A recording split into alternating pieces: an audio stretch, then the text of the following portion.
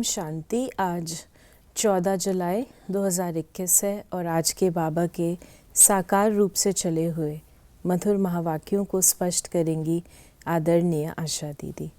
ओम शांति दीदी। ओम शांति।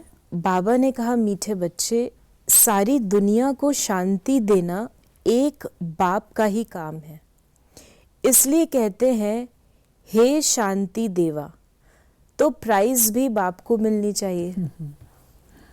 बाबा ये रमणीक रूप से कह रहे हैं कि संसार में पीस प्राइज इंस्टीट्यूट किया हुआ है कि जो भी पीस एस्टैब्लिश करेगा या पीस के लिए एफर्ट्स करेगा उसको पीस प्राइज। तो लोग तो केवल मात्र एफर्ट्स करते हैं, उसके लिए उनको मिल जाता है। लेकिन ये जो है बाबा कहते हैं ये शांति की स्थापना करना ये किसी मनुष्य का काम नहीं है, ये काम मेरा है। मुझे कहते शांति देवा, शांति देने वाला, तो प्राइज तो मुझे मिलना चाहिए। क्वेश्चन है, कौन से बच्चे बाप को पूरा पूरा फॉलो कर सकते हैं? जो बाप के समान पावन बनते हैं वही पूरा पूरा फॉलो कर सकते हैं। दूसरा, जो पक्के आशिक बने वही मुझ माशूक को फॉलो कर सकते हैं। ऐसे आशिकों को ही मैं साथ ले जाता हूँ। इसलिए शास्त्रों में दिखाते हैं गऊ का पूंछ पकड़ने से पार हो जाएंगे। अब यहाँ गऊ की या पूंछ की तो कोई बात ही नहीं है। बाबा ने ये बताया है कि कौन मुझे फॉलो कर सकता है। इसमें जो बाबा ने बातें कही हैं, पावन बनना है, माशूक को याद करना है, एक माशूक को करें, तो इन सब के पीछे जो अंडरलाइंग रॉक है वो है बाबा में पूरा निश्चय। जब मैं बाबा को पूरा पहचानूंगी, बाबा में पूरा निश्चय रखूंगी, तब तो मैं उसको फॉलो करूंगी। अगर मेरा फेथ ही नहीं है, मेरे को पूरी पहचान ही नहीं है, तो मैं क्यों फॉलो करूं? तो बाबा कहते हैं निश्चय होगा तब आप पावन बनने का प्रयास करेंगे। निश्चय नहीं होगा तो आप क्यों करेंगे? और दूसरी बात बाबा ने जो कही है, केवल मुझ माशूक से संबंध होगा, एक से। उनकी बुद्धि निश्चय के कारण से भटकेगी नहीं। आज इसको याद किया, कल उसको याद किया, ऐसा नहीं करेंगे, एक में ही करेंगे। तो बाबा ये बात कह रहे हैं।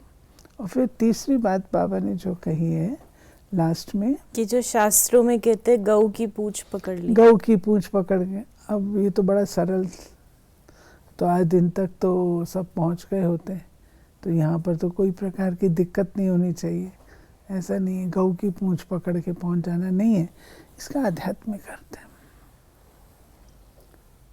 कि शिव बाबा आकर के माताओं और बहनों को ज्ञान का कलश देते हैं, और कन्या की, कुमारी की जो कंपैरिजन है वो गाय के साथ की जाती है। पवित्र गाय, जैसे गाय भोली होती है, शुद्ध मानते हैं उसको, ऐसे ही कुमारियां ऐसी होती हैं। तो बाबा कन्याओं और माताओं के द्वारा ये ज्ञान वितरण करने का कार्य करते हैं। इसलिए कहते हैं उनकी पूंछ पकड़, अर्थात उस कुमारी से गाइडेंस लेकर के हम पार उतर सकते हैं। बाबा ने कहा, आज का जो गीत है तू प्यार का सागर है, बाबा ने कहा बाप दादा दोनों है ना। अब ये तो बच्चे जानते हैं कि आत्माओं का बाप शिव बाबा है। ये भी तुम जानते हो कि मैं पतित पावन हूँ, मैं निराकार हूँ, तुम भी निराकार हो, शांत स्वरूप हो। निराकार बाप भी शांत स्वरूप है, आत्मा भी शांत स्वरूप है। तो बाबा ने कहा, उसके बाद शांति के बारे में बाबा ने कहा तुम्हारा घर भी शांति है, सब लोग शांति चाहते हैं, तो अशांत में रहने वालों को अशांत करते हैं। तो यहाँ रावण राज्य है, रावण दुश्मन है, राम को दुश्मन नहीं कहेंगे। राम की कभी एफिजी नहीं जलाएंगे, न त्रेता वाले राम की, न परम पिता परमात्मा की। बाबा ने बताया कि तुम्हारा दुश्मन कौन है। श्रीमद् भगवद गीता में आता है कि आत्मा अपना ही मित्र, अपना ही शत्रु है। अपना ही शत्रु कब है? जब ये रावण 5 विकारों के वशीभूत होकर के कुकर्म करती है तो अपनी शत्रु बनती है। और अपनी जो मित्र है वो कब है? जब इनसे मुक्त अवस्था में होती है। तो बाबा कहते हैं कि जो तंग करता है ना, उसका एफिजी जलाया जाता है। तो रावण का एफिजी इसीलिए जलाया जाता है क्योंकि उसने केवल एक सीता को हैरान नहीं किया। सीता तो सिंबॉलिक है, उसने सारे विश्व को हैरान किया, इसलिए उसका एफिजी धूमधाम से जलाया जाता है। सिर्फ कहते नई दुनिया हो, नई दिल्ली में राम राज्य हो, नई दिल्ली कहते हैं, नाम तो बहुत रखे जाते हैं। दिल्ली सबकी कैपिटल रहती है, दिल्ली ही परिस्तान थी। राधे कृष्ण को भी वहाँ ही दिखाते हैं। ये दोनों ही मुख्य प्रिंस और प्रिंसेस हैं। सिर्फ दोनों नहीं हैं, ज़रूर और भी होंगे। 8 की राजाई गाई जाती है, बुद्धि से काम लेना है। तो इस प्रकार बाबा ने कहा कि सतयुग में राजाई है और वृद्धि ढेर हो जाती है तो फलाने फलाने गांव का महाराजा, छोटे छोटे गांव भी बहुत है। इस प्रकार फिर बाबा ने कल्प की आयु के लिए कहा। मनुष्य कहते हैं लाखों वर्ष हुए, विचार की बात है। ये है आत्माओं के लिए भोजन। बाप ये रूहानी भोजन देते हैं तुम्हारी बुद्धि को, आत्मा को। तुम्हारी बुद्धि का ताला अब खुला है।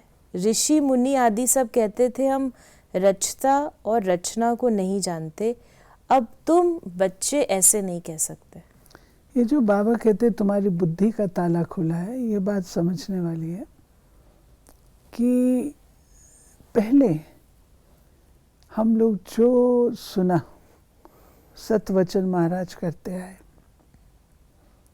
लेकिन बाबा ने आकर के हमको हमारी गलतियां बताई कि तुम क्या कहते हो, आत्मा ही परमात्मा है, परमात्मा आत्मा है, आत्मा निर्लेप है। तुम क्या कहते हो, सब परमात्मा के रूप हैं। सोचो तो सही। जब बाबा रियलाइज कराते हैं तब हमारी बुद्धि का ताला खुलता है। ज्ञान का नेत्र श्री बाबा देते हैं तो हमारी बुद्धि का ताला खुलता है। बुद्धि का ताला खुलता है तो उससे बाबा कहते तुम नॉलेजफुल बनते हो।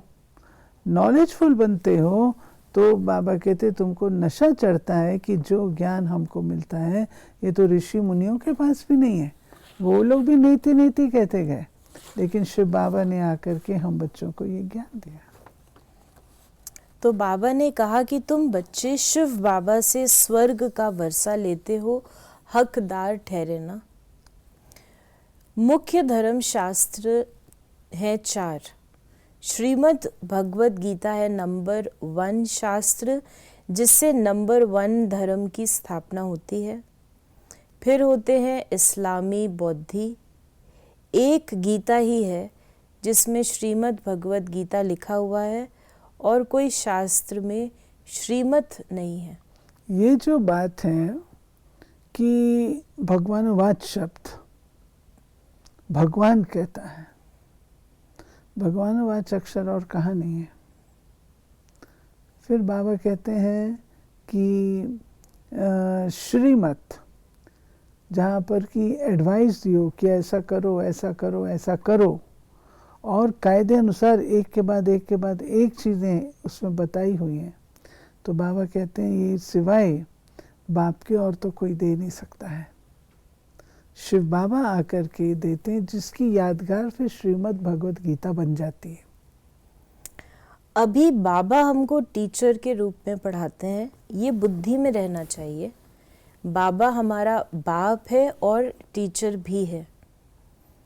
बाबा पढ़ाई से सर्व की सद्गति करते हैं तो सद्गुरु भी ठहरा। बाप को सभी याद करते हैं। अब गीता में कृष्ण का नाम डाल दिया है, वो तो ज्ञान का सागर है नहीं। यहाँ तुम नई बातें सुनते हो शास्त्र आदि तो बहुत पढ़ते सुनते आए, अब तुम बाप द्वारा डायरेक्ट सुनते हो। फिर बाबा ने कहा कि पुकारते हैं परमपिता परमात्मा, आकर हम पतितों को पावन बनाओ। लिंग की पूजा करते हैं, परंतु ये थोड़ी समझते हैं कि ये पतित पावन बाप है जिसको हम पुकारते हैं। शिव भगवान है, ईश्वर है, बस ऐसे ही याद करते हैं। उनको बाबा कहें तो बुद्धि में आए कि बाबा से वर्षा मिलना चाहिए। ये बाबा ने बतलाया, दो बातें हैं इसमें। एक तो बाबा कह रहे हैं कि शिव बाबा का परिचय न होने के कारण शिवलिंग की पूजा करते हैं, परंतु अनजानपन में। क्यों शिवलिंग की पूजा करते हैं? देखा जाए तो शिवलिंग की आराधना सारे विश्व में है, सारे विश्व में। सोच चलना चाहिए, उनकी ही आराधना सारे विश्व में क्यों है? कोई ना कोई रूप से शिवलिंग की, शिव बाबा की आराधना है। ज्योति के रूप से, कहीं पर अग्नि के रूप से, कहीं पर मूर्ति के रूप से, कहीं पर कोई और आकार के रूप से है।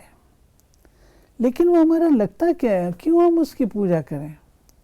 एक पत्थर में और एक मूर्ति बना करके आप कर रहे हैं। आप पत्थर को पूज लो, मूर्ति को क्यों पूज रहे हो?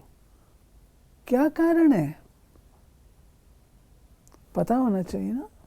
तो बाबा कहते हैं ये तो परिचय भी नहीं है। तो परिचय होता है, उसके पश्चात बाबा कहते हैं संबंध क्या है आपका उनके साथ। आप सिर्फ शिव शिव कहते रहेंगे तो कुछ काम नहीं चलेगा। लेकिन वो बाबा है, आपका पिता है। ये बाबा कहते हैं, बाबा शब्द जो है वो पिता का द्योतक है। तो जब हम ऐसा करते हैं तब उनको समझ में आता है। ये बात समझानी पड़ती है। बाबा ने कहा कि सर्व का दुख हरता सुख करता है, बहुत प्यारा है ना।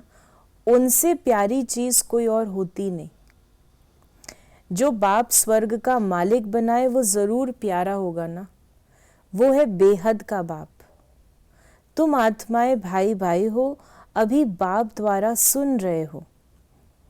फिर बाबा ने कहा कि ये है ही नर्क। इसको रौरव नर्क कहा जाता है। गरुड़ पुराण में तो रोचक बातें बहुत लिख दी हैं कि ये करने से ये बनेंगे, ये होगा। फिर कह देते हैं गऊ का पूंछ पकड़ने से स्वर्ग में चले जाएंगे। अब जानवर की तो बात नहीं, तुम गौ माता हो, तुम्हारी पूंछ अथवा तुम्हारी पीठ जब तक कोई न पकड़े तब तक रास्ता न मिले। फिर बाबा ने कहा आत्माएं उनको याद करती हैं और वो आए हैं लेने के लिए। कहते मुझे फॉलो करो तो तुम्हारे को साथ ले जाऊंगा। बाबा कहते मेरा नाम है गाइड और मेरा नाम है सर्व का सद्गति दाता।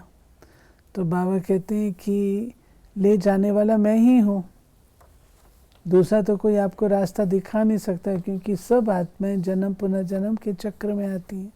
केवल मैं ही न्यारा हूँ। जब मैं न्यारा हूँ तो मैं ही तुमको ज्ञान के आधार से वो विधि बताता हूँ जिससे तुम वापस घर लौटते हो। बाबा ने कहा कि इतने सब मनुष्य भक्ति तप दान पुण्य आदि करते मुक्ति पाने के लिए, क्योंकि यहाँ दुख है और चाहते हैं हम अपने घर वापस जाएं। बाप कहते मुझे याद करो तो मैं प्रतिज्ञा करता हूँ पावन दुनिया में ले चलूंगा और कोई उपाय है नहीं। बाबा ने मन मना भाव को कहा है ना, मुझे याद करो। क्यों याद करो? याद से क्या फायदा है? जो हम जैसे हैं ऐसे नहीं हमको ले जा सकता हो। छू मंत्र की छड़ी घुमा दे हमको ले चले। बाप है हमारा,